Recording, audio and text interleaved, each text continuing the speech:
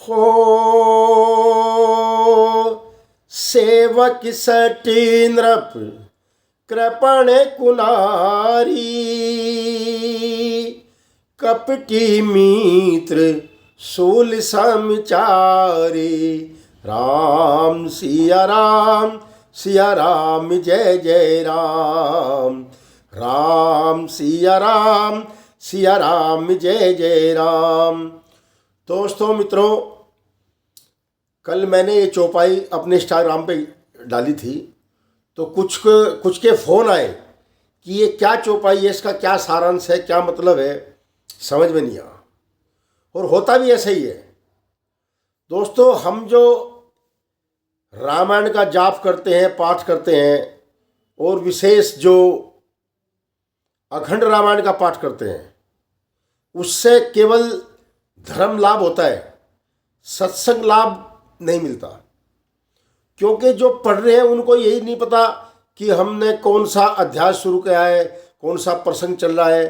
क्योंकि बस जय हनुमान ज्ञान सागर, जय हुआ ये सागर, जय गुरु, भाई ऐसे ही होता है।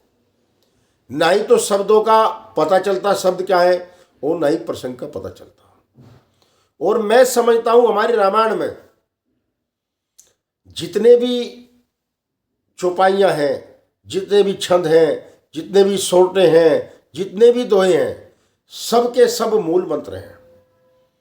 बाबा तुलसीदास जी ने इनको ऐसा मोतियों में ऐसे बला के पुरा है, कुछ जवाब ही नहीं छोड़ा।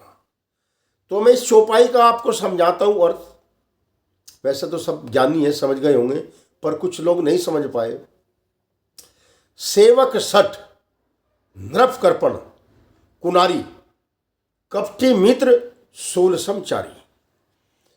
सेवक सठ का मतलब होता है कि किसी राजा का दास या पिता का पुत्र या अन्य सेवक जो भी अपने नीचे काम करता है, अपने नीचे सेवादार है, ये शब्द उसके लिए प्रयोग किया है सेवक सठ। कि सठ की कोई परिभाषा बाबा तुलसीदास भी परिभाषित नहीं कर पाए। सठ एक ऐसा शब्द बना कि इसका सही परिभाषित करना बहुत मुश्किल है, इसलिए सठ ही कहा गया। बस जिसका सेवक सठ हो, मूर्ख भी नहीं कह सकते, क्योंकि मूर्ख तो सेवा कर ही नहीं सकता। बस सठ को आप किसी प्रकार समझ लो, जो बेबुद्धि से काम करता है, बिना सोचे समझे काम करता है, मालिक को मालिक न समझे, पिता को पिता न समझे, आज्ञा का पालन न करे, या अपने काम को सही ढंग से ना करें, कहीं भी अड़ जाए। सठ को कैसे भी परिभाषित करो, पर सेवक सठ। नृप कृपण, राजा कंजूस। देश में अकाल पड़ा हुआ है और खजाने भरे पड़े, और राजा धन निकाल रहा ना अन्न निकाल रहा, प्रजा त्राही मान कर रही है, प्रजा दुखी है, भूखी है। तो सेवक सठ नृप कृपण, राजा का कंजूस होना।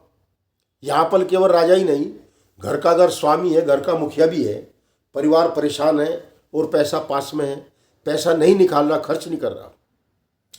तो सेवक सठ नृप कृपण कुनारी। नारी देवी का रूप है, स्वरूप है, और कुनारी जो घर की मर्यादा का उल्लंघन करती है, घर की मर्यादा को नहीं समझती, पति को पति नहीं समझती, घर को घर नहीं समझती, झगड़ालू है, पड़ोस में झगड़ा करती है। कुनारी कैसे ही समझ लो, नारी क्यों नहीं, नारी तो देवी का रूप है, मातृ शक्ति है, पर कुनारी प्रयोग किया बाबा ने। कुनारी, जिसको नारीत्व का ज्ञान नहीं है। ये चारों शूल कहते कांटे को, ये चारों कांटे के समान हैं, शूल समचारी।